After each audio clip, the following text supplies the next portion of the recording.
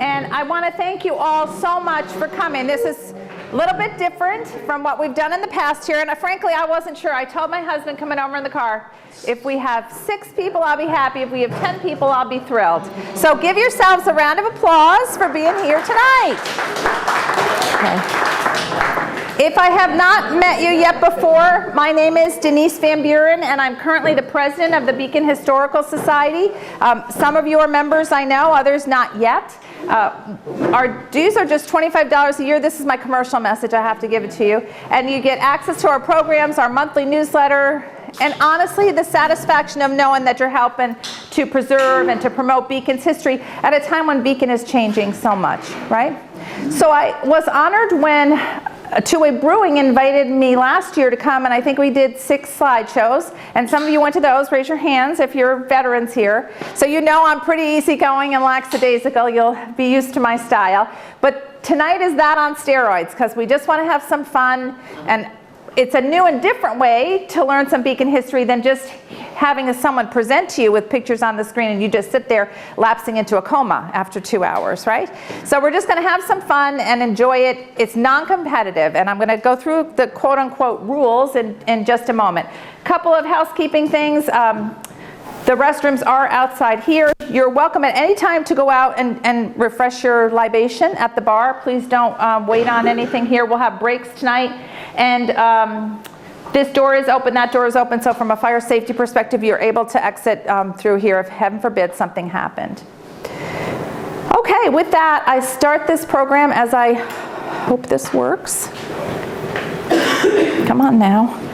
Everything that can be against me tonight is against me tonight, isn't it? The thing is in. It worked at home. Well, I guess I'm going to be standing here. I should have noted that Pete is here and he's videotaping tonight's program, so we're going to, we hope we're streaming live, and we hope that we'll have this afterward on our website so that our people can enjoy it. So if you are watching us at home, you do need a piece of paper and a pen, which I forgot here tonight for most of these folks at home in a wicker basket right near my door. But so you need just a paper and pen, and with that, we'll get started.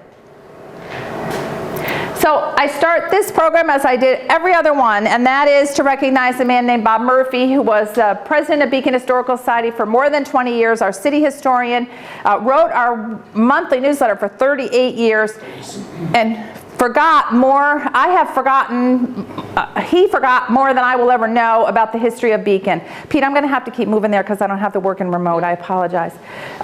He was just an encyclopedia of Beacon information, and much of what we'll talk about tonight are things that Bob documented or you know, Bob researched, and so I always want to give him credit before I begin any kind of a presentation where I use his items. So this was going to be great because I was just going to quickly forward right through these, and now it's not going to cooperate, is it?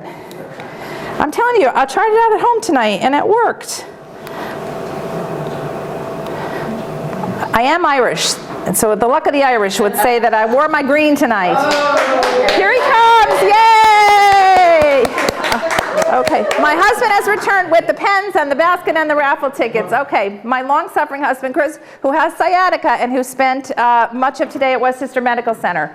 Okay, now that you're back. Right. Okay. Does anybody need a pen? All right, I need a helper. I need a helper. Who wants to be my helper? Vanna White, who wants to be my helper? Judy does. Judy does. Would you just give everybody a raffle ticket? Would you mind? Okay, thank you. Okay, so we have door president. Now the night can really begin. I was waiting for you to come. Thank you. Okay, so the whole purpose of this is fun. It's not competitive. It's just a way to learn something about Beacon history, maybe hopefully something you didn't know before. You only need that pen and the answer sheet. We're going to have 60 questions tonight, 6 sections of 10 questions each. Scores don't count because tonight is all about fun. That was the most lackluster fun I've ever heard. Because tonight is all about fun. That's more like it. Thank you. Team up. If you want to pick a funny name, you're welcome to do that because I want you to enjoy yourself. It's going to be fun. After each of those 6 sections, we'll take a little bit of a break. You can ask me to repeat questions. You can discuss it amongst yourselves if you are doing a little bit of a team. And then we'll review the questions to those 10, the answers to those 10 questions. No score competition, but I do have door prizes. So that is what the beautiful Judy Marr Curtin is passing out now. A round of applause for Judy, who was pressed into service. Why do we have door prizes? Because they are fun. What's wrong with you people? We have door prizes because they are fun. All right, more like it. Thank you. Okay, and please be patient because I've never done this before. So this is my first time doing trivia. Okay, all right, so I'm going to read the question. It's going to be up on the screen. Write your answer down, and then after we do 10 questions, we'll have a little time where you can talk with your team and see what you believe the answers to be, and then we'll go over them as a group. So the first question, after nearly 50 years, half a century of talking about it, discussing it, fighting over it, arguing over it, Fishkill Landing and Matawan combined to become the city of Beacon in what year? Was it A, 1898? Was it B, 1913? Was it C, 1860? Or was it D, 1903? Now don't shout out your answers, just write them on your answer sheet, and then when we go over the questions, we'll talk about each of these questions and their respective answers. Second question, so we're looking for an individual here, designed the original Howland Library, the first Presbyterian church, and the music room of the great Tyranda estate. Who was he? Was he A, the great landscape famous architect Andrew Jackson Downing, whose bust appears on the grounds of the Smithsonian in Washington, D.C.? Was he B, Calvert Vaux, the world-renowned landscape architect, the father of landscape architecture, who also was working here in Beacon, Fishkill Landing, and Matawan at the time? Was it Calvert Vaux who designed those structures? Was it the renowned architect Richard Morris Hunt? Or was it in fact Joseph Howland, who was the owner of Tyranda, a Civil War general, a shipping magnate, a descendant of a famous American family, the Howlands, who had come over here on the Mayflower? So was it A, B, C, or D who designed all those great structures? And might I say how fortunate our community is to have had a designer, an architect of this caliber designing buildings in our small community. It's remarkable. So it's pretty easy, right? You guys got this. Anybody done trivia before? Do I have any idea what I'm doing? You're doing great. Okay, all right, okay, all right. Now, I heard that you should know this one. Yeah. Question number 3. In 1939, Emilio Bettina beat Tiger Jack Fox at Madison Square Garden to bring what back here to Beacon? Was it A, the middleweight boxing title? Was it B, the light heavyweight boxing title? Was it C, the Wimbledon Cup? Or was it D, the Davis Cup? So Emilio Bettina brought what back to Beacon in 1939? For those of you who came to all our shows, I'm expecting you to have 100%. So. Just embarrass ourselves. Okay. Well, that's okay because we're just here to have fun. Okay. Now, how many of you will know this? I'm not sure, but we're going to give it a try. What was the legal dividing line between Fishkill Landing and Matawan, the two villages that came together to form the city of Beacon?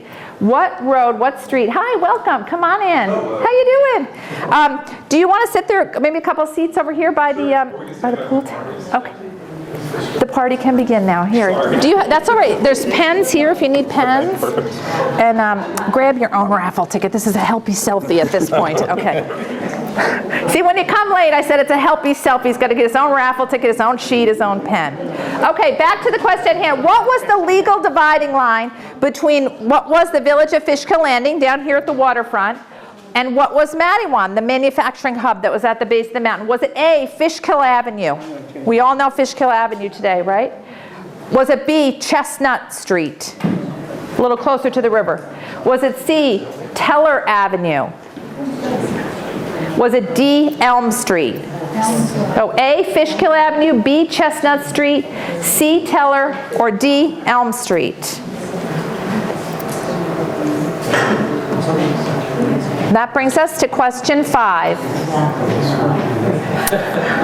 Hebe, the Hudson Fulton Celebration statue. Hudson Fulton Celebration was huge in 1909, okay? And communities up and down the Hudson River had massive parades and boat regattas and other things. And Beacon erects a statue, and it's Hebe. She is across from St. John's Church now, so perhaps you know her. The city restored her not so long ago through Talix, but she was originally located in a very different place. So where was Hebe first found? Was she first found in Ferry Plaza down here at the waterfront, that busy ferry train connection? Was she B, smack dab in the middle of the famous Bank Square where 5 roads intersected, which is an intersection that is gone now? Was she C, atop Mount Beacon? Was that where they decided to put her, where all the tourists would have an opportunity to see her? Or was she D, in Fountain Square? You may not recognize that term. Fountain Square is that area near what I will call Durkins and McMillan's. There was once a horse trough in the middle of it, and so it got the name Fountain Square. So was Hebe there in Fountain Square? So the Ferry Plaza, A, B, Bank Square, C, Mount Beacon, or D, Fountain Square for our girl Hebe. I agree with that. Okay. Our famous ferry, it operated from 1743 until 1963. It was granted its charter from the King of England. It was one of the longest running ferries in American history when it was finally discontinued. Which boat was not part of the Newburgh Beacon ferry fleet? See? They aren't going to all be easy. A, the Thomas Powell, excuse me. B, the Orange. C, the Duchess. I'm blocking the screen for you, aren't I? I'm sorry. I gotta block, to be careful of the camera. Or D, the Mary Powell. So which was not part of the Newburgh Beacon ferry fleet? The Thomas Powell, the Orange, the Duchess, or the Mary Powell? So you guys are all genius at this. This is going great. Okay. It's a really significant part of Beacon history. And if you don't know more about this man, I hope that tonight will inspire you to learn more about him. He was born a slave in Maryland. He found freedom in Fishkill, New York, at the Mount Goulian Historic Site, where he lived. He kept a copious diary that we have transcribed in the 1800s. Who was he? Was he A, Thomas de Vries? Was Thomas de Vries the master gardener who kept that unbelievable diary up at Mount Goulian? Or was it B, James F. Brown, who did that? Was it C, Jacob Johnson? Or was it D, George T. Rothery? So it's A is Thomas de Vries, B, James Brown, C, Jacob Johnson, or D, George T. Rothery. A freedman who had escaped slavery, who came here, worked for the Verplanck family for decades, was a master gardener and kept a diary. His contributions to our community, the African American community, cannot be overstated. And 8, Beacon only had one. In all of its history, just one fire horse, okay? His name was Ben, and he was a celebrity. He could do all kind of tricks for kids. He was a favorite in parades. We have great images of him in different parades in places like Newburgh, standing on his hind legs and doing tricks. He was a celebrity here in the Twin Villages. Ben was... I don't know, the paparazzi would be after him, I guess, now. So which fire company was Ben pulling that hook and ladder for? Was it A, Lewis Tompkins Hose Company? Was it B, Beacon Engine Company? Was it C, Mays Hook and Ladder Company? Or was it D, the Mattawan State Hospital? So A is Tompkins Hose, B is Beacon Engine, C is Mays's, and D is Mattawan State Hospital.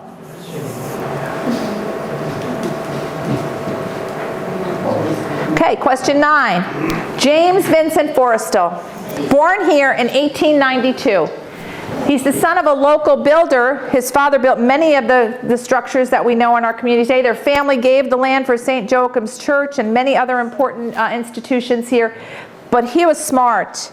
He had been a newspaper writer here. He had gone to Princeton. In fact, there's a entire complex at Princeton named in his honor.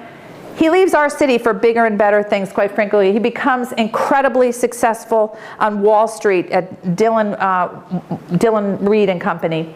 But he is best known, and why we're so proud of him, for one of these 4 reasons. Was it A, because he was the U.S. Defense Secretary?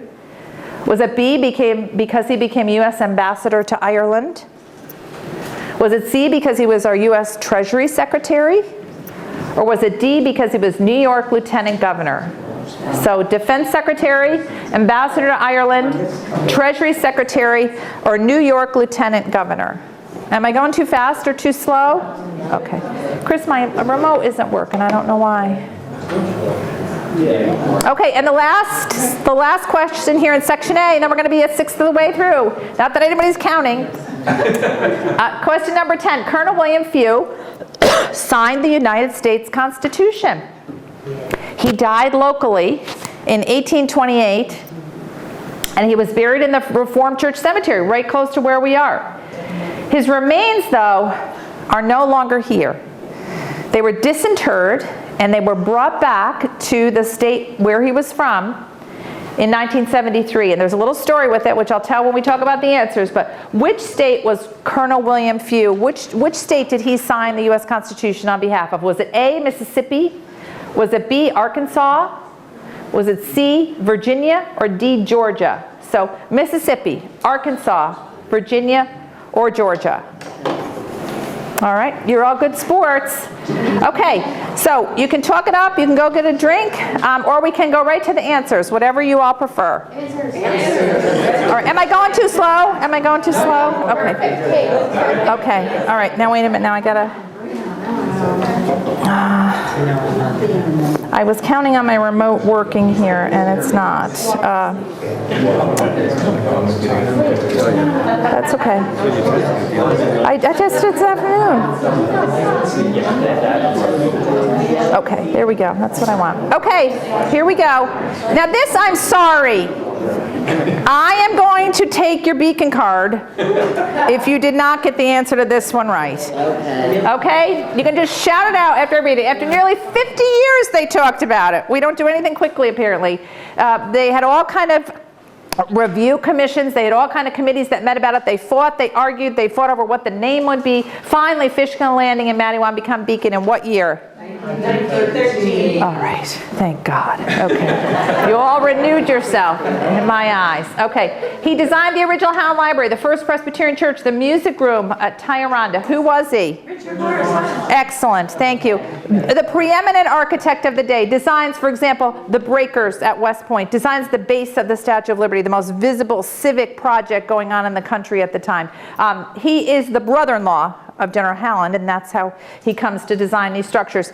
It is remarkable that as a community we have these structures in our community. It's unfortunate the Presbyterian Church burned in World War II. 1939, Emilio Bettina brought what back to Beacon? Bingo! Yes, yes. Light heavyweight champion. Good. All right. Okay, for you ringers over at this table, what was the legal dividing line between Fishkill Landing and Mattawan? Chestnut.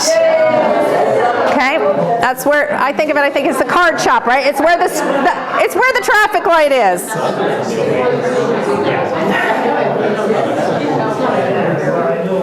Okay. Hebe was originally located where? Bank Square. It was Bank Square, right? Okay. So Bank Square was where South Avenue and North Avenue and Main Street and what else came in? There were 5 intersections. It was it was the center of the whole community, and it was completely wiped away during urban renewal. And Hebe herself, just as an aside, we've only just learned that it was, believe it or not, a prohibitionist symbol. They put them in down the South because they were trying to encourage people in the South to drink water instead of moonshine. And so she is one of them. She has sisters all over, particularly the American South, our little Hebe statue, for that very reason. Okay, the ferry operated, of course, for all those years, one of the longest running in American history. We did a great, I think, program on it here earlier. What was not part of the fleet? The Thomas Powell. Mary Powell was. Early years, Mary Powell, well before your time. So in the later years, of course, as it was closing, there were 3 boats. The Orange, the Duchess, and the Beacon. The Beacon. That was too easy, so I couldn't put that one in there, right? Okay, born a slave, he found freedom in Fishkill. What was his name? James Brown. And we have his diaries, we have them transcribed online. He was prominent in the African American church, I think it's AME Zion, but I may be wrong about that. And then he actually works with a small group to buy the land for the first colored burying grounds in Fishkill Landing. It's hard to overstate what he did here for the African American community. His diaries are amazing to read. He talks about rowing over he would row over to Newburgh and get things at the great downing yards where they were gardeners, right? And he's coming back rowing across the Hudson one morning, and somebody yells from another rowboat, "Have you heard?" And he says, "Heard what?" "The president has been shot." And it's about Lincoln. So, I mean, it's an amazing first-hand account of American life right here. He talks about the weather and things that are happening. So the James Brown diaries are really an astounding resource that we have. Okay, Ben was our famous horse. What company did he pull for? Mace Hook and Ladder. Oh, such a good guess. But it's Lewis Tompkins Hose. Okay. All right. Now, of course, we have James V. Forrestal Elementary School. You all probably drive by it all the time. What was his real claim to fame? What was he? First ever defense. First Secretary of Defense. He had been the Undersecretary of the Navy during the war. He and many others are credited with turning the U.S. economy from a diverse manufacturing base into one that is going to create all the things we need from war. The greatest example is takes a factory that made tubas and instead now they're going to make all the brassware that's needed in American ships. Those kind of things. He did an amazing job, but he came to a very tragic end. He actually committed suicide from an upper room at Walter Reed Medical Center. He jumped out the window. So a tragic end because he had what we'd call today post-traumatic stress syndrome from all the people who didn't survive World War II, despite his efforts. So an amazing figure in American history that far too people know about. And then Colonel Few was originally from? Georgia. Good job. Okay. And the really interesting thing about it is his remains were missing for a while. They were found in the 1920s, and Georgia begins to look for them because the approach of look at the year 1973. What's coming up in 1973? The bicentennial. Thank you. I don't want to date myself here, but I remember it. And they want to bring his remains back to Georgia. I think he's buried at the University of Georgia now in Augusta, but it's Jimmy Carter, the governor, who sends his plane to Stewart to come up here and have the remains exhumed. So pretty cool, right? Little Beacon connection there to Georgia. We got all 10 right. You did? Okay. All right. Okay, here we go. We're on to section B. It's built about 1709. The Madam Brett Homestead's the oldest building in Dutchess County. Be proud of that. The oldest building in Dutchess County, okay? But how was it very nearly lost? Was it the object of a massive fire? Was it B, nearly demolished? C, was its land sold to developers? Or did it have termites? It's built 1709. We know that Washington visited there, Lafayette visited there. It's a really significant place. Okay, section B, question 2, and don't forget, you're welcome to go out and get another beer and move around. At its formation, 1913, what was Beacon's first form of government? First form of government. They aren't always all the same. Was it A, an administrator form of government, which is what we have now? Was it B, a commission form of government? Was it C, a mayor with a city council form of government? Or D, was it a town meeting form of government, which is very popular in New England, where they have town meetings as their municipal structure? 3, General Joseph Howland, who we talked about earlier at Tyranda, fought in which war? Did he fight in the Revolutionary War, the Civil War, the War of 1812, or World War I? So did he fight in the Revolution, B, the Civil War, C, the War of 1812, or World War I? Question 4, who was Beacon's first mayor? You should know this, right? We should all know this. Was it Samuel Beskin? He's A. Was it B, James A. Frost? We still have Frost family here, right? Sand Frost, right? C, was it Robert Pugsley? Or was it D, Alfred Russell? All these men served as Beacon mayor, but which was our very first here in the city of Beacon? Okay, number 5. Back in the 1950s, I don't want to date anybody here, but back in the 1950s, if you were crossing on the Newburgh-Beacon ferry, how long did it take you to get across on the ferry? Wow. Was it 5 minutes? Was it 12 minutes? Was it 7 minutes?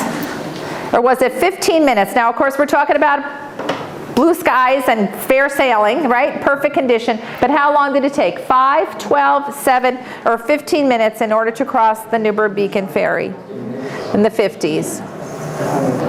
We talked about J.V. Forrestal and the school building named in his honor, right? Well, there's a bell in front of it. Where did that bell hang originally? Next time you drive by it, I want you to take a peek at it.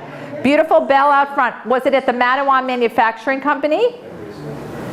Was it at the Mays Hat Shop?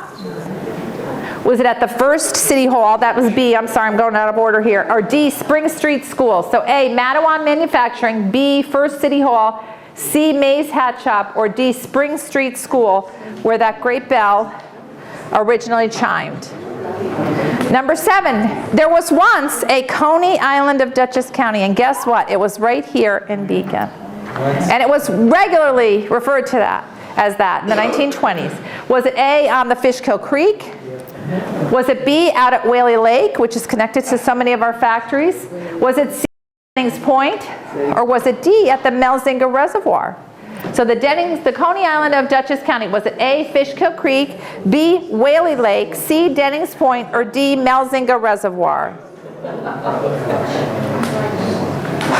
Amongst many of the products that we made here in Beacon were carriages, famous carriages purchased and used by famous people of their day. We had 3 of them here on Main Street. 2 of the buildings still stand. Which of these shops made them? I think I gave you the answer. Okay, good. This is a giveaway. It's D. It's D. Sorry. Okay. Okay. Jackson, Sewell's, Petty's. Oh. Excellent. Okay. And so if you're wondering about the 2 buildings, if you're at the Yankee Clipper and you look across the street and you see the building that has, that if you look at it has a center arch, that was a carriage manufacturer and they would bring the carriages through that center arch. The same thing on the west end, in the middle of the block, if you look, you'll see a very clear, in fact, I think you can still drive cars through it. That is where the Sewell's yard was. Okay, everybody likes this one. What winter was Nobody's Fool filmed here in Beacon? Who remembers that? Were you around for that? Right? It was pretty cool. Was it 1988, 1989? Was it 1990, 91? It was a winter. They started filming late November, December to carry through to the first of the year. 1993 to 1994? Or was it 1995 to 1986? Okay, so which winter was Nobody's Fool filmed here in Beacon? And which of several grand estates that were once located here in Beacon was called the most beautiful place in America by a leading magazine? Was it A, Tyranda, General Howland's estate? Was it Wodeneath, the great Sargent estate? Was it Cerro Gordo? Was it Roseneath? Which of those estates was called the most beautiful place in America at a time when we had places like Newport, and other grand estates. Tioronda, Wodenheath, Cerro-Gordo, or Roseneath. Okay, that brings us to 10. All right, so we'll very quickly go back. Everybody doing okay? Yes. The pace is still okay? Absolutely. Oops, one more. Thank you. Come on now. Cooperate. Okay, here we go. Built in 1709, the Manor Bread Homestead in 1954 was very nearly lost. How?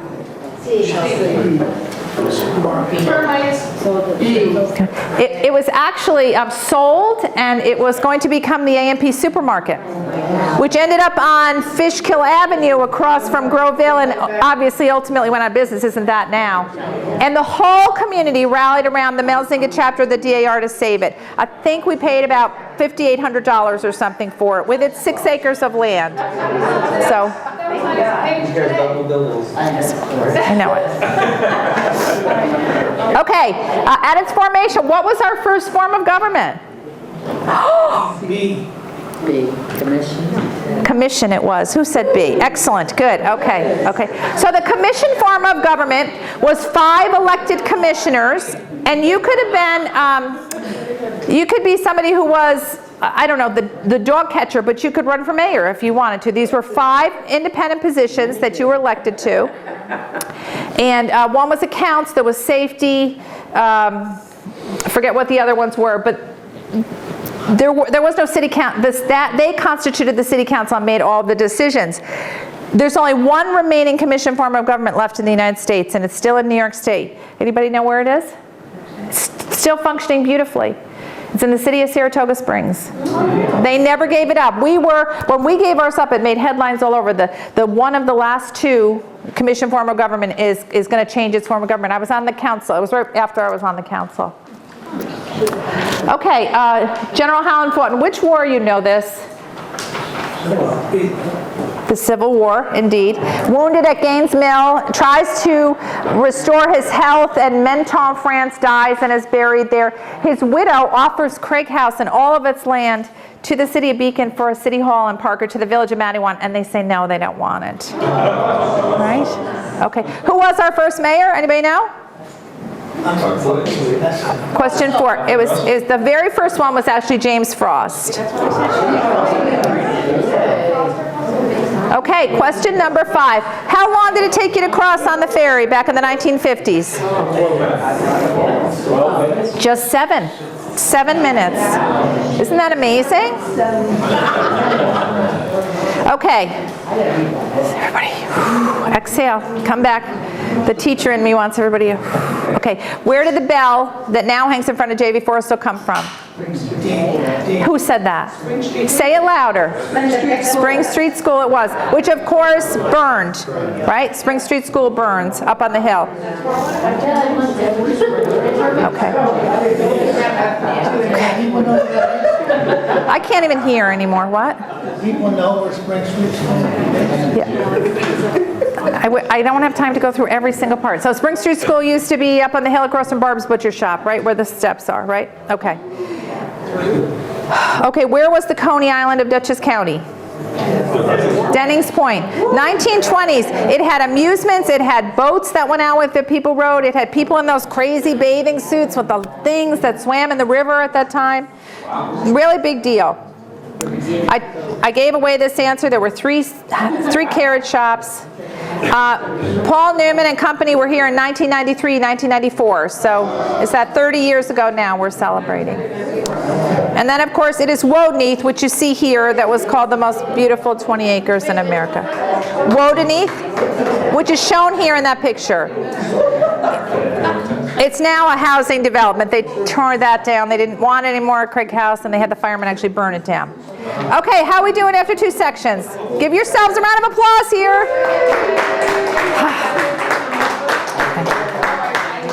And what are we having? That's it. Okay, good. Okay, on the corner of Fishkill and Verplank Avenues, where the old high school is, right? In 1919, the students in 2 grades planted a tree.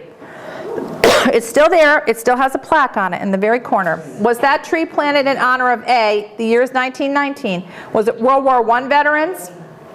Was it Theodore Roosevelt? Was it female voters? Women had just gained the right to vote. Or was it Woodrow Wilson? So they planted a tree. It's still there. Please someday take time to go look at it. Was it World War I vets? Theodore Roosevelt? Female voters or Woodrow Wilson? Anybody have a guess? You want to say it? Go ahead. What are we not in the answer phase yet? Okay, I'm just, all right, okay. All right. Okay, here we go, then I'm just going to whip right through them. I feel like I lost control of the crowd here. Okay, all right, where is Beacon Civil War Monument? Will you find it outside St. John's Church? Will you find it in front of City Hall? Will you find it in Fairview Cemetery? Or will you find it in the Dutch Reformed Church Cemetery? Beacon has a Civil War monument. Where will you find it? Okay, section 3, question 2. Beacon was most famous, it made a lot of things, but it was most famous for making A, was it rubber rafts, B, planers, C, hats, or D, locomotives? So rubber rafts, planers, or hats, and D is locomotives. Okay, question number 4. June 25th to July 1st, 1989, not that long ago, blink of an eye for this table over here on my left. That week was declared what by then Mayor Jim Fredericks? Was it declared BHS Girls Softball Week? Was it declared Beacon Boxers Week? Jimmy was a big boxer, of course. Was it declared Clara Lou Gould Week?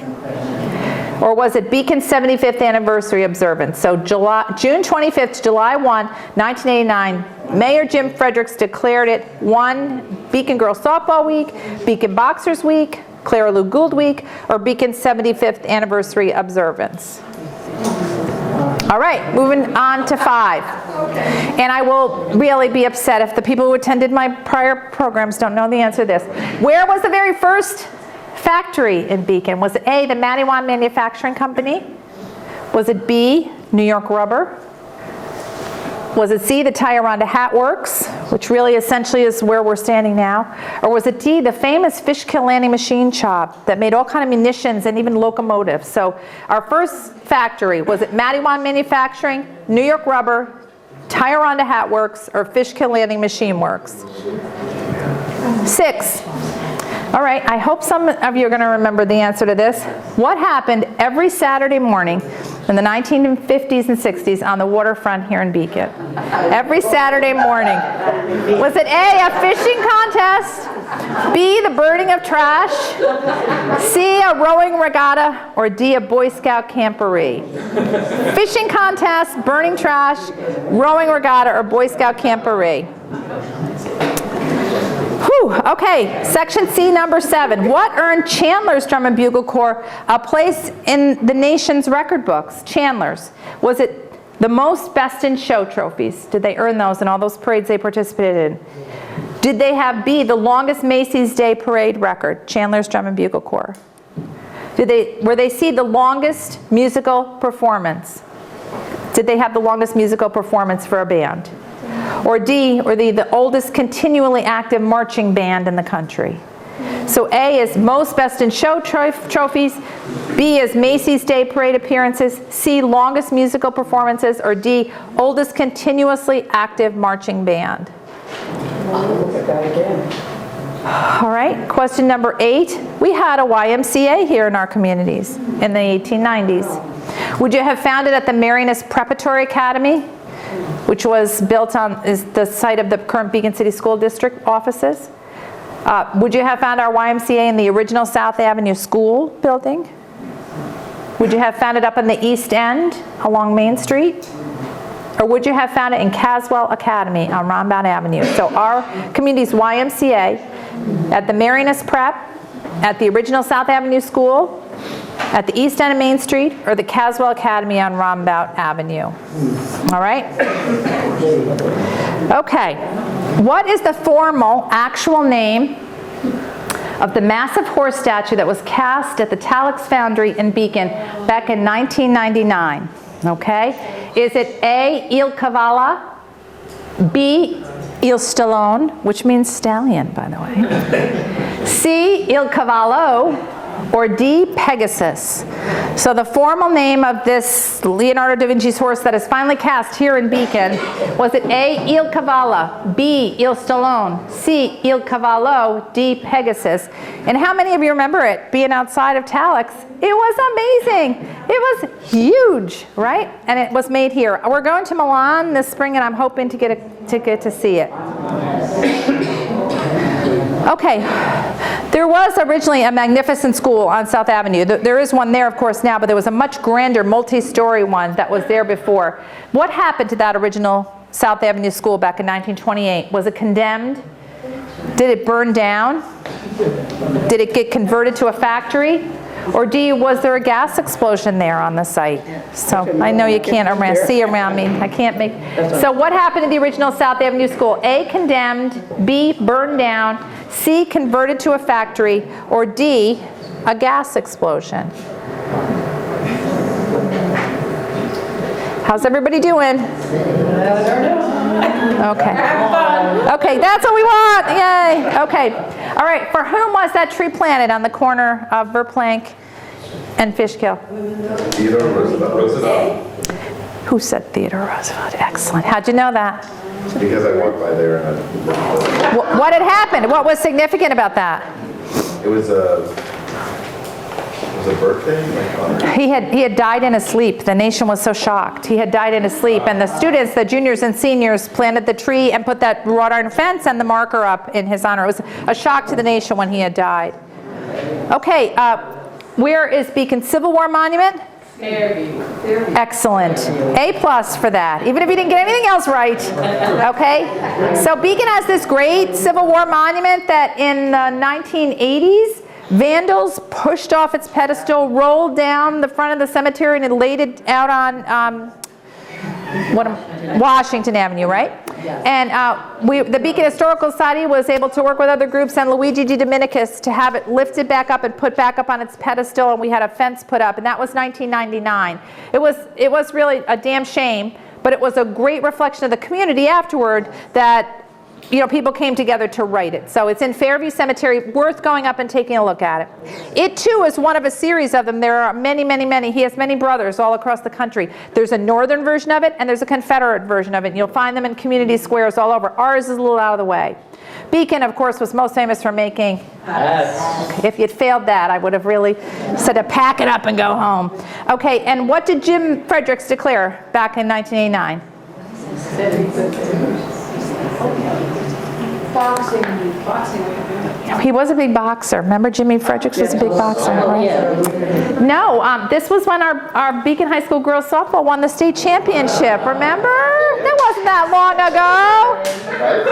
We had those signs at the front of Beacon coming into Beacon, right? Remember the signs that we were so proud of them? So there are still some of them around who live in Beacon. Okay, our community's first factory was? Don't let me down, please. It's like an arrow in my heart. Really, really. Yes, yes, yes, yes, yes. Okay, and I think from the laughter and giggling, you all know the answer to this one. What happened on Saturday mornings? Okay. Does anybody need to hear the story of that? Yes. Okay, so what you know as Riverfront Park, which is such a wonderful resource here, right? Where the basketball hoops are and all that going on. That was our dump. And so all the trash was brought there, and every Saturday morning they burned the dump. And so we have pictures of this giant flume of smoke, and I just got a new one from the city of Newburgh, a historian, and she said, I just wanted to show you what it looked like from our side, and it was like, so not a good thing that would be allowed to, and that's how the incinerator ends up getting built that we all know, right? Okay, so what did Chandler's Drum and Bugle Corps have its place in the record books? Anybody know the answer to this? The oldest continuously active marching band. And Augie, of course, stuck with it. They were 100 years an active marching band. And you could have seen them all over in parades and other events. And where would you find our YMCA? It was on the second floor of one of those nice brownstones right across from the Howland Center. Really? East End. So East End was the answer. Yep. I mean, you're like trivia experts now that you can answer these. Okay, the famous statue. I guess if you came up and looked closely, you could probably decide What's the official name of the horse? Il Cavallo. It's a male, which you can see when you look closely at the picture. So, and boy, that was exciting, wasn't it? International media here in Beacon. I'm going to say, do I exaggerate when I say tens of thousands of people came to see it, finished on the lawn? It had been in the New York Times and people come up to see it. It was really something. And here's that beautiful South Avenue school, right? What happened to it? Burned. Yeah. So when they rebuilt it, the students actually, took turns in the different grades going back and forth to Spring Street School. Okay, does anybody need a stretch break or anything? Because we're officially halfway done. Does that scare you that I'm still talking at 10 minutes to 8? Okay. All right? Everybody okay? Get a beer, get up, use the restroom. No rules, just right. I'm walking in front of Pete's camera all the time, driving him crazy. Little bit different format now. Who am I? Is this next 10. Here we go. Question 1. I was born in Matawan in 1876, and I was educated right here in Matawan schools. I studied painting in New York and in Europe. I later taught at the Pittsburgh School of Art. I had studios in New York and even here in Beacon on Tyranda Avenue. In fact, on the 2nd floor of Dougie Miller's Minuteman Construction Building. I am buried at St. Luke's Cemetery. Who am I? I'm not even going to give you a clue. No? No clues? No clues? No. We separated the men from the boys in this round, okay? All right, no? All right. Alan. Everybody's Alan. Should I just give you the answers now, or should we go back the way we've been doing it, or what do you want to do? Give us the answers. All right, give us the answers as we go along. Okay, that was a woman named Alice Judson. Yeah, I see Judy got it. Very collectible. Still her watercolors. Okay. What is the name of your team over there? Billy's Beacon Babes. I love that. What are you? We ain't no dummy light. Oh, good one, good one. Okay. Yeah, so she's really widely collected. We're very excited that just recently, she did a lot of waterfront scenes, as was very common for female artists of her day. She studied at one point in Massachusetts. She did a lot of rural scenes around southern Dutchess County, but we just recovered from eBay and just had it cleaned, and it's now being framed. A piece of her art from the 1920s of Water Street here in Beacon. And it is looking up from the bottom of Water Street. And the amazing thing for me, a century later, every building in her painting is still there. Wow.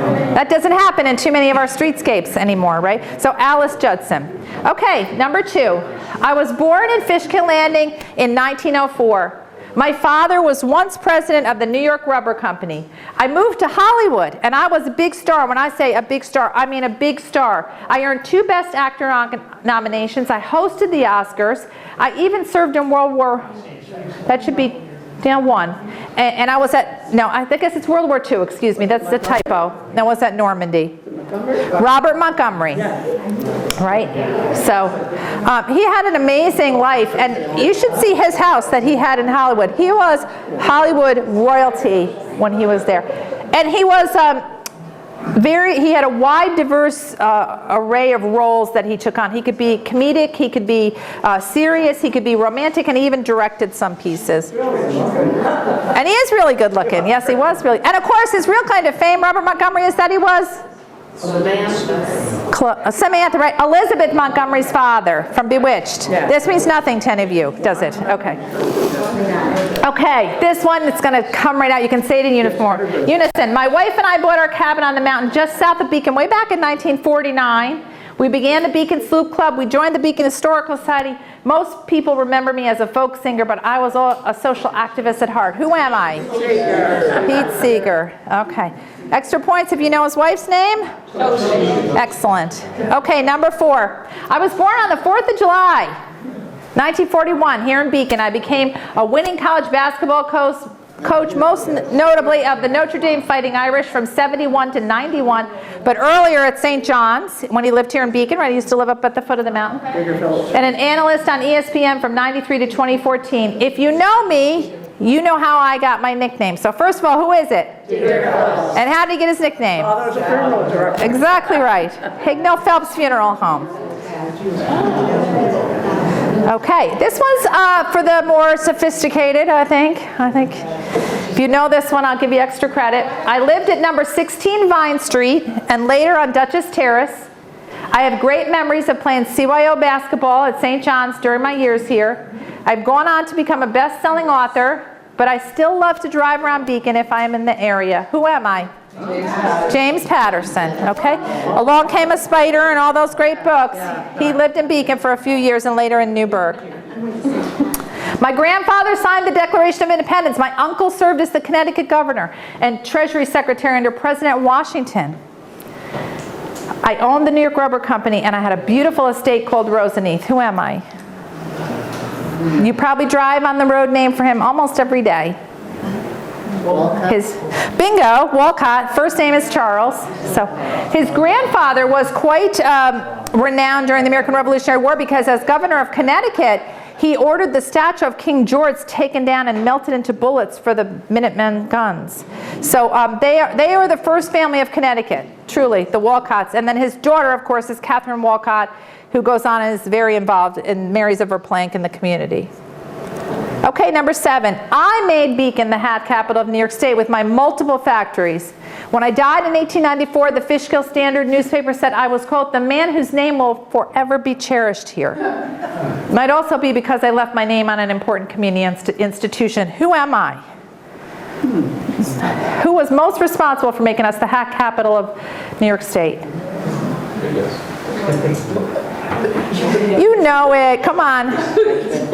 He lived right up here in a huge estate that has just been converted and all those big new units are going in there. That was his big home. Louis Tompkins. Okay, for Louis Tompkins Hose. And his Tire Ronda Hat Works was right down here where we are now. Okay, I lived on Denny's Point in the DePeyster house during the American Revolution. While there with my brand new hottie wife, I wrote some pretty heated correspondence to my boss. Finally, he gave me what I wanted. Finally. Right, and why was he writing to George Washington from here? Washington was, hello, welcome. Hi. He's with us. He is, okay. Oh, with the Dummy Light group. Yes.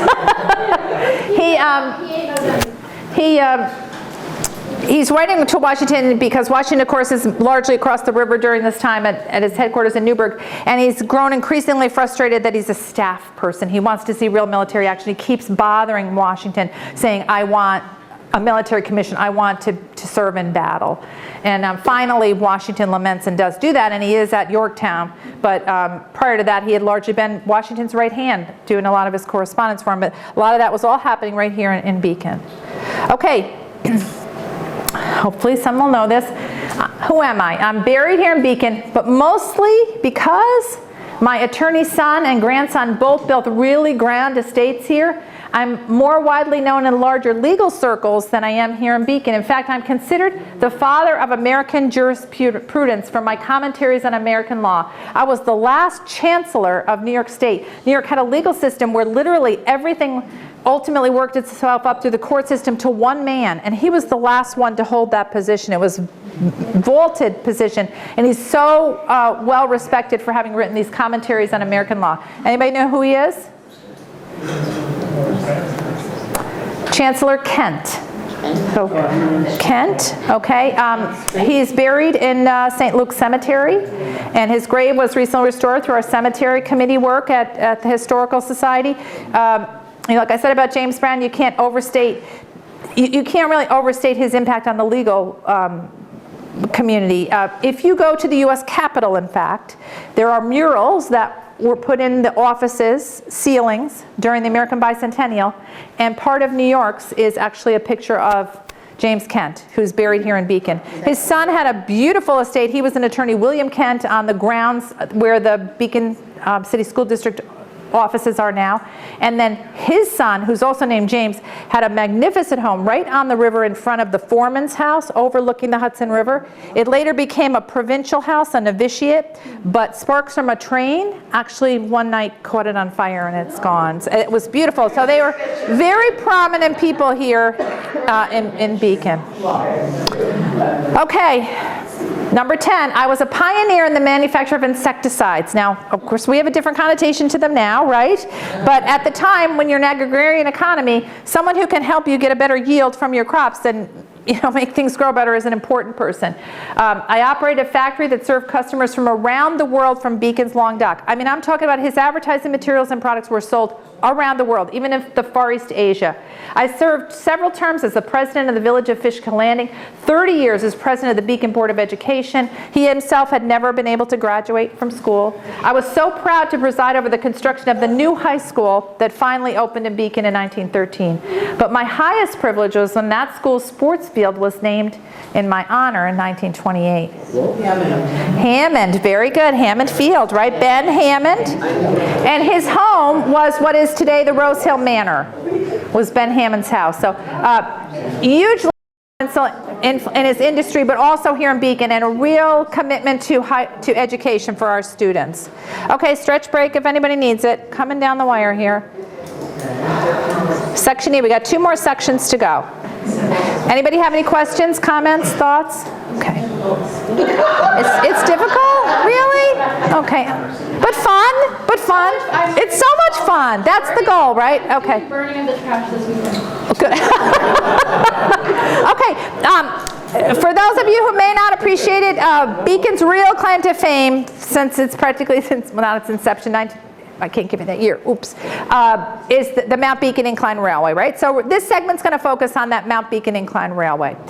So we all know that the Otis Elevator Company designed the Mount Beacon Incline Railway. You knew that, of course. That's a given. It would be beneath you to ask who designed it. Okay, but what company built it? Was it A, the Forrestal brothers? Remember, Forrestal's father was a big construction here. Was it B, American Manufacturing? Was it C, the Mohawk Construction Corporation, or D, Excelsior Building Corp? This company came and in difficult winter conditions built those specs that Otis Elevator had designed and put that up there in a matter of months. So everybody knows what the Mount Beacon Incline Railway is, right? Right. Okay. Yeah. Okay. Okay, so anybody have a guess here? C, I think. C, bingo. Excellent. Okay, Mohawk Construction Group Corporation came down from the Utica area to do it. And what year did it open? Was it 1898, 1906, 1902, or 1908? 06. So close. 02. Beacon wasn't even a town. I know, it was Maddie right? Right? Okay. Okay, so that very first year that it opens on Memorial Day. And it's been heavily advertised in the New York City press, okay? The fare was only 25 cents to go up the mountain and come back down, that glorious view. How many people made the trip that first opening day? Think about those 2 cars. They only have 2 cars, one going up, one coming down, right?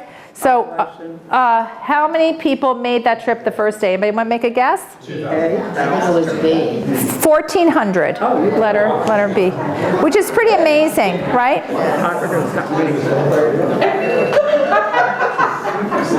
And why was it billed as the 8th wonder of the world? Legitimately billed as the 8th wonder of the world in its time. Steepest grade, fastest cog mechanism, longest run, or its magnificent view? I think the steepest grade people have it. So 65%. So. Okay. So at its time, it was unique in that it was the steepest, but it was one of several funiculars, some of which are still running. In fact, Pittsburgh still has a running one. How many funiculars were built across the United States? Was it A, 25, B, 60, C, 48, or D, 112? Just to give you an order of magnitude of how special ours was. 25, 60, 48, or 112? 60, somebody said it. All right, we had to get to it eventually. About 60 of them were built. I don't know how many are still functioning. Okay. And of course, there was a beautiful hotel built at the top of it, okay? What was the name of it? Was it A, the Mount Beacon House, B, the Hudson Highlands Hotel, C, Beacon Crest, or D, Summit Peak? Does that seem to be the consensus? Okay, Beacon Crest. Okay, good. Okay, and tragic fire, which was really the bane of all the great mountain houses. They almost all had the same final sad chapter, and that was burning. Anybody know what year it burned? 1927. And it was operating again the next year. In October it burned, and the incline and the hotel was rebuilt and was operating again. Okay. In all the years that it operated, about how many people in total are estimated to have ridden up our Mount Beacon incline? Was it 2.5 million, 8 million, 3 million, 12.5 million? Yes. I think D, I think everybody wrote it. Okay, it's actually C, 3 million over its years of operation. Remember, it's seasonal, right? It's only going to run several months a year, so, and there were good years and bad years. The war, people weren't really doing things like that. Okay, 9:30. Every Saturday night in the summer, something happened on top of the mountain. Every summer night at 9:30, did they blink the lights? Did you B, pause for a kiss? Was there C, a moment of silence?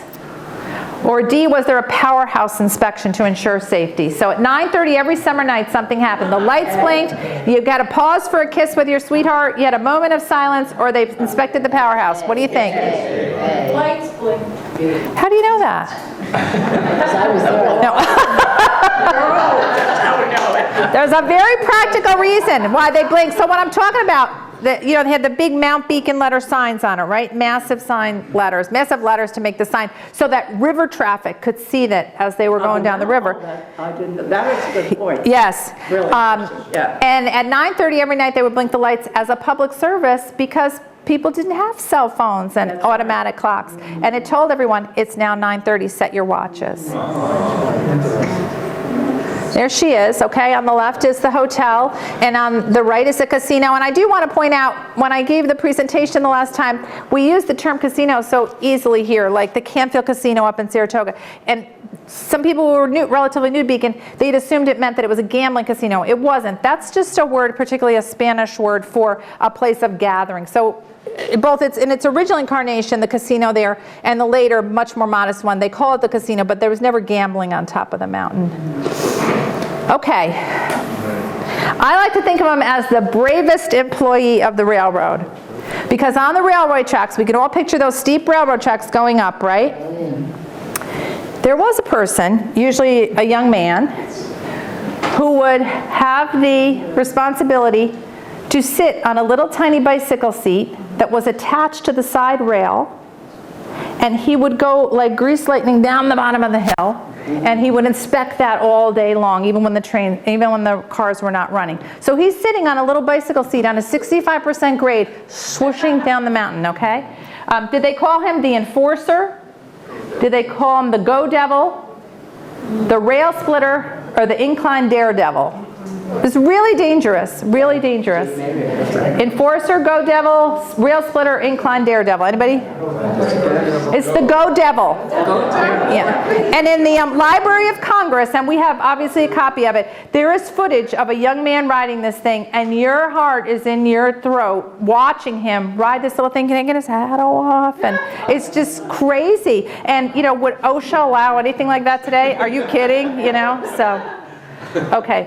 And what's believed to be the last year that it took people to the top? 68, 75, 72, or 78. It was actually for hang gliders who were using it to fly off the top of the mountain. So 68, 75, 72, 78. Any consensus? 78. 78. So it operates from 1902 to 1978, largely on a seasonal basis, although it was used sporadically for skiers as well until the chairlifts were built. If you're new to Beacon, you may not know that we had a big ski center, and at one point it even had chairlifts. Okay, I know you can't believe it, but we finally reached section F, which is for, okay, the big fun conclusion.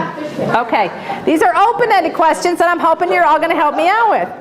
Okay, so if you lived in the west end of Beacon, in Madawan, what were you invariably called? What's your nickname? A what? A mountaineer. Okay, if you don't know that, you haven't earned your place in Beacon. Anybody from Madawan that lives on that? And still, when I came here in the 80s, oh, he's a mountaineer, or she's a mountaineer, right? They call everybody. Oh, it's West End. West End where the river rat. Okay, I'm sorry. I am talking West End here. I meant to say West End, right? Okay, all right, well, don't get ahead of the questions. And if you lived in the East End, you've already heard the answers. You were a mountaineer, or in the East End, you were a river rat. And what if you lived between the two? A swamp angel. Now, why on earth were you called? So this is all, I think of it as the mobile station, the post office, that area, that no man's land between the two villages. And it's because before the city redirected Asylum Brook, which is a stream that runs out near the, I call it the prison. Is it still prison? I don't even know. Right? And was put underground. That area used to flood every year. And so it's very, very high water table, very soggy. And all those people were called swamp angels. Am I right? That's right, yeah. All right. And so we have some locals here. What would you have been? You were Glenham, so you have to be I started out as a river rat on South Avenue. Okay. And I ended up on Henry Street, so I was a swamp angel. Yes. I Okay. never was a national. He was a mountaineer. Okay. You see, I'm telling you, this is like part of the nomenclature. Okay. I'm wondering, because I like to know, I do the newsletter and I'm always learning new things, but when you were a child growing up in Beacon, I wonder if you ever sleigh rode, or skated here as a child? So anybody ever take a sleigh ride here? Master's voice. Stop with okay, so sleigh ride, you would ride down the hill, Masters? Yep. The way down. Okay. Master's voice. Denny? Snow streets, there were designated snow streets. Oh, designated snow streets. Yep. Avenue was one, up on a mountain. Yeah, it's amazing, right? Yeah, and then there was a lot of skating. Judson's Pond, the country club, Judson's Pond, right? And a lot of different places. The country club has a few ice skating ponds too, right? Memorial Park. Yeah. It's a great little microcosm of the American experience, isn't it? You had snow streets, you had skating, you know, it was safe to do it. The Halloween parades, I mean, they did so many things that were family oriented. Okay, and I'm wondering if anybody wants to share with us memories of any of the great stores, the retail establishments on our Main Street. We had such a vibrant, healthy Main Street up until really. So, anybody want to share a story about a store? My grandparents, when they came from Italy, they were on Ferry Street, that was torn down. Then they moved to South Avenue, which is the parking lot for the coffee house. And then we moved to Henry Street in W.T. Grant's courthouse. Any place that I lived was torn down. But W.T. Grant was an absolute wonderful store. And Bob worked in Fishman's when we were in high school. Oh, wow. And he used to work with Frank Marnaccio, and he talked to me about widgets and blizzards. Yeah, so Fishman's and Schoonmakers. Your grandmother worked with Schoonmakers. So I know sometimes you would take the ferry over to Newburgh to do some special shopping, rarely up to Poughkeepsie, but fair enough to say if you grew up here, anything you really wanted or needed, you could find on Main Street. Is that right? Basically, yeah. Pretty much, right? They had Schoonmakers was a big department store in our day. Yeah. And what do you remember about it when you shopped there? Well, I remember, you go to see Santa Claus there. It was downstairs. And then it flooded downstairs. Yeah. Flooded over in the basement. Yeah, but Because it was where the swamp angels are, right? Yeah. See, yeah. Denny? Schumann's Army and Navy, Schumann's, yeah. main coach and cycle, which is across from the house. Okay. Fish's Men's Shop, Yep. Darrell's Men's Shop. I have to tell you that I just wrote I write the Beacon Historical Sign newsletter, and any of your members maybe just got yours in the mail today for March. I had the most sobering experience recently because a woman contacted me and she said, are you interested in taking my husband's pictures? He had passed away of pancreatic cancer last year. She said he was a fine arts major over at SUNY New Paltz, and he had done his dissertation and his final project on the art exhibit over there on a city in decay, Beacon in New York. And she said they're from the 1980s. And she told me, she said they're hard to look at when you see them. And I can't believe that, because I came here in the early 80s, and I recognized the scenes that I saw, but it's astounding. I'm trying to find the nicest way to say this. It was so sad here. All those great memories of Schoonmakers and all those sorts, they were all gone. gone. My There children were, were you know, there. these are pictures that show derelict factories, that show the abandoned inside rooms of the old Highland Hospital on Verplank Avenue, that show storefronts boarded up. And I'm sorry, but the early 80s wasn't that long ago, right? A generation or two. So sometimes we all get caught up in this circle of saying too much development, too overdevelopment. But when you see these images, maybe they're in the newsletter, and hopefully maybe someday we'll be able to use them for an exhibit. It takes your breath away of how bad it was, and you appreciate the people who saw something here. Yeah. Who saw what you experienced as a child and invested here in Beacon when they could have gone anywhere. Now, what I'd really like them to do is now go all over and discover Newburgh. So, okay, and I always love to hear about people whose parents actually worked right here in the city of Beacon. Historians will often tell you that the turning point in America was the 1957 Highway Act, right, which allows now people to be able to leave the cities and be able to drive from homes in suburbia, and companies to build factories in suburbia, places like the IBM plant, right? You no longer have to have a nucleus where, you know, employees are living and working and doing all their business. And that's, you know, essentially what happens to Beacon, right, after the 1950s. But still, we had a lot of longtime employers. So did anybody actually work here? Their parents work here in the city of Beacon? Nabisco, worked at the Nabisco. That was still operating in the 80s, right, when I came. Chemprene. I think Chemprene is the last manufacturer here in the city of Beacon. My dad cut the leather jackets, and my mom sewed them at Arrow Leather. Yeah. Wow, wow. Anybody else, their parents work at Liz? National Biscuit Company. And one of his jobs was to paint that big water tower. Oh, yeah. Like red, white. Wow, And wow. work at Great House. Oh, okay.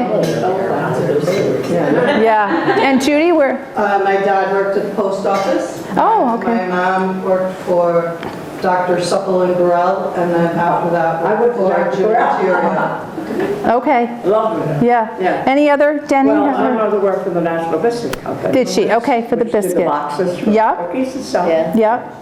Woodneath, Craig House. Woodneath, okay, yep. Lewis Furniture. Lewis Furniture, yeah. So, I mean, there were big employers here. You know, we have things as late as, like, right after the Depression where they're talking about they're going to bring 1,000 employees on in the new year in some of these establishments. We were a big employment base. We had a good, thriving, self-sustaining economy here, and really that all dissipated in the 50s and 60s. And then the city, purposely through its planner's eye, made a decision that they would concentrate development in the center of Main Street because Main Street was so long, and they would turn either end into residential development. And that just really didn't work, right, as we all know now. So we were a community in distress, and these pictures, which came from a man named Patrick Prosser and his wife Kathy, are a black and white, I can't think of any other term except slap in the face when you see them, of how really sad things were here in Beacon. Okay, any of you go to Beacon High? And if so, did you have any really great, oh, okay, good. Any memories of a favorite teacher? Any story about Beacon High? Well, Mary Forrestal. Mary Forrestal. Mary Forrestal, Without okay. a doubt, yeah. Okay. John Gakwe, okay. That's my daughter's favorite. Okay, my daughter's any other have great memories of Beacon High, or the sports there, or teachers, or Mrs. Savoy was wonderful. Savoy? Okay, She was, I'm going to go to the library, but she was involved in everything. Okay. Outside of school. yeah. Latin. Well, see, you're so snooty. Anybody else? Oh, you did? Okay, what buildings were you in? Rombout. Okay, very good. So, great little microcosm of a place, but if we lose this sense of community and this appreciation for our history, we lose the magic of what makes it so special, right? And did any of you ride the incline? Do you remember the incline functioning? You rode the incline? Oh, yeah. Yeah. So, and would you go up at night, the wild thing that you were, and party? Oh, like 18 or 19 Okay. dances on the top Right. of the mountain. Yep. A little bit scary. I wasn't drinking, but there were people who were drinking standing up on the incline going down. Yeah. And I was doing that. Oh, okay. So she went to the last policeman's ball up there. So, you know, great memories of lives well lived here in a small town. Yeah. Just two more. And how many of you rode the ferry? Oh, we all did. Well, okay, the new one, okay, the old one, okay. All right, this past year, the Beacon Historical Society, for our August meeting, we rode the ferry over Billy Joe's and then rode it back. And we're going to do that again this year, the little different program at Billy Joe's. But it was so fun to ride the ferry, right? Just to do that.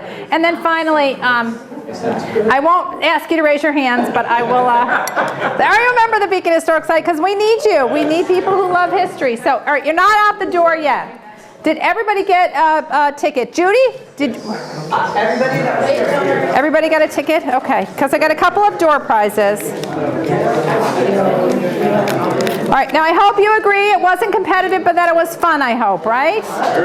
Okay. All right. Okay, so before I draw the raffle prizes, the door prizes, I just want to say if you're not yet a member of the Historical Society, please consider joining. I've got our brochures here. Our membership drive is on now. We are one of the largest historical societies in the entire Hudson Valley. We have about 400 members, but we need your support because we operate a big headquarters and we try to do great programming. I brought one of our door prizes tonight is a copy of this great book, which is Bob Murphy's 38 Years of Newsletters. And I do have 2 copies for sale if anybody is interested in bringing one home with them tonight. I can accept PayPal for that. All right, and with that, we've got 2 door prizes.